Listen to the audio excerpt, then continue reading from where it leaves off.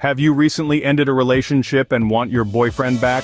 It's a question that resonates with many of us, stirring a whirlwind of emotions that can be both overwhelming and confusing. After all, the end of a relationship, especially one that held a significant place in our lives, can often feel like a profound loss. In the aftermath of a breakup, it's natural to grapple with a myriad of feelings. You might find yourself caught in a tempest of sadness, regret, longing, and even a bit of nostalgia. You might replay moments in your mind, wondering where things went wrong or what could have been done differently. You might yearn for the comfort and familiarity that the relationship once provided, and it's entirely normal to feel this way. It's also common to find yourself contemplating the possibility of reconciliation. The idea of winning back your ex might seem like the perfect antidote to the heartache you're experiencing, but before you embark on this journey, it's crucial to pause and reflect. Ask yourself, why do you want him back? Is it because you genuinely miss the unique connection you shared? Or is it merely a reaction to the void his absence has left in your life? Are you driven by love or by the fear of being alone? It's important to be brutally honest with yourself at this stage. Rekindling a relationship for the wrong reasons can lead to more heartache down the line. Remember, it's okay to feel the way you do. Breakups are tough, and healing takes time. It's essential to allow yourself the space to grieve, to understand your feelings, and to grow from the experience. If, after this introspection, you still find yourself yearning for that lost love and are certain that you want him back for the right reasons, then you're ready for the journey ahead. It's a path that requires patience, understanding, and a strong sense of self-worth, but remember, you're not alone. We're here to guide you through it. If you're sure you want him back, let's move on to the next step. First, take time for yourself. Do you remember who you were before the relationship? This is a vital question to ponder on. We often lose a piece of ourselves in relationships, especially ones that didn't end on the best terms. It's time to rediscover who you are, independent of anyone else. So, how do you go about this journey of self-improvement? Well, it's all about focusing on your physical, mental, and emotional well-being. Let's start with the physical. Exercise is a fantastic way to boost your mood and confidence. You don't have to become a gym rat overnight, but incorporating regular physical activity into your routine can do wonders. Take a dance class, join a local sports team, or simply take a brisk walk around your neighborhood. The goal is to get moving and feel good about yourself. Next, let's talk about mental well-being. Engaging your mind is just as important as exercising your body. Reading is a great way to do this, whether it's a thrilling mystery novel or a thought-provoking nonfiction piece. Books can transport you to another world, offering a welcome escape from your current situation. Alternatively, you could take up a new hobby. Ever wanted to learn how to play the guitar or speak Italian? Now's the perfect time. Hobbies not only keep your mind engaged, but also help you acquire new skills and experiences that can boost your self-esteem. Remember, this is not about becoming someone else to win back your ex. It's about becoming the best version of yourself. It's about realizing your potential and reminding yourself that you are a complete individual, with or without a relationship. While you're on this path of self-improvement, it's crucial to maintain a healthy distance from your ex. This allows you to focus on yourself without any distractions. It's not about ignoring them completely, but rather about giving yourself the space to heal and grow. So take this time to rediscover and reinvent yourself. Embrace the journey, and you'll come out stronger on the other side. Remember, you're not just doing this to win back someone. You're doing it because you deserve to be the best version of yourself. While you're improving yourself, it's crucial to maintain a healthy distance from your ex. You've heard of the no contact rule, right? But do you know why it's so effective? Let's delve into the psychology behind this often misunderstood principle. The no contact rule is not about playing games or trying to make your ex jealous. It's about giving each party time and space to heal, reflect, and truly miss each other.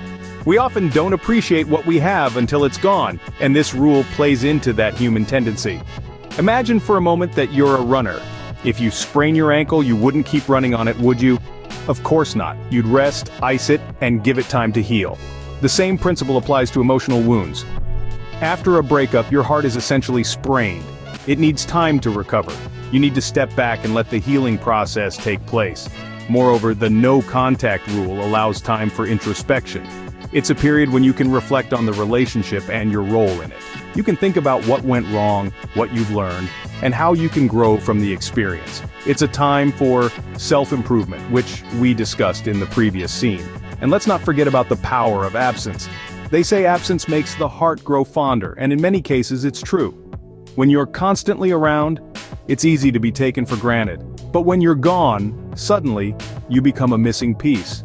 Your absence can make your ex realize what they've lost. But remember, the no contact rule is not a magic bullet. It doesn't guarantee that your ex will come running back. It's merely a tool to help you heal, grow, and potentially pave the way for a fresh start.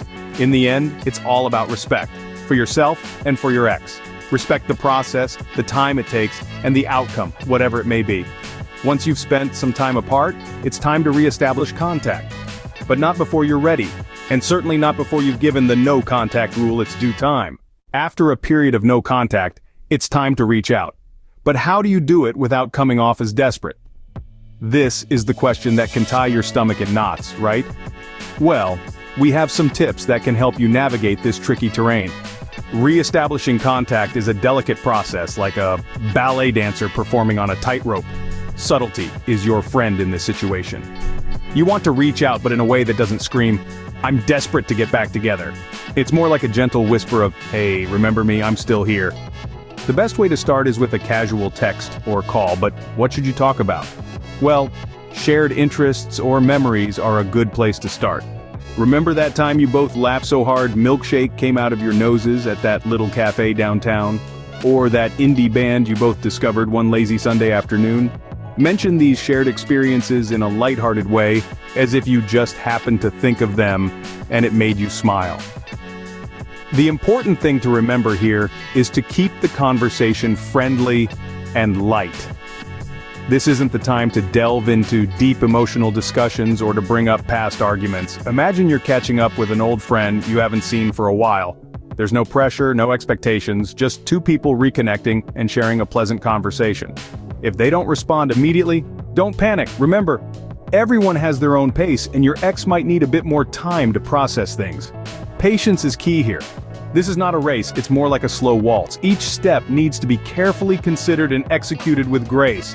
In the end, re-establishing contact is about reminding them of the connection you once shared. It's about showing them you're still the person they fell for, but also that you've grown and learned from the experience. Remember, patience is key. Don't rush things. Now that you're back in touch, it's time to rebuild the relationship. But how, you might ask? Well, let's delve into it. The key to rebuilding a relationship is not to recreate what you had before, but to construct something new, something healthier. Think of it as a new start, a chance to correct past wrongs and to build a more robust, more fulfilling relationship. Communication is the cornerstone of any successful relationship. It's crucial to communicate openly about your feelings, expectations, and fears. Don't shy away from discussing what went wrong the first time around. Identifying and acknowledging these issues will help you avoid repeating them. Remember, it's not about pointing fingers or laying blame, it's about understanding each other better. You're not the same people you were when you first got together. You've grown, evolved, and learned. Use this newfound wisdom to build a relationship that reflects who you are now, not who you were then. Take things slow. There's no rush. The aim isn't to get back to where you were as quickly as possible, but to build a solid foundation for your future together. Be patient with each other and with the process. It's not going to be easy, and there will be bumps along the way. But it's these challenges that will ultimately strengthen your bond. Don't lose sight of why you wanted to reconnect. It's not just about getting your ex back, it's about creating a better, healthier relationship. One where you can both be happy and fulfilled. One that brings out the best in both of you. Above all, remember to be kind to each other. You've both been through a lot. Healing takes time, and it's important to give each other the space and the support needed to heal. And remember, it's about building a better relationship, not just getting back together.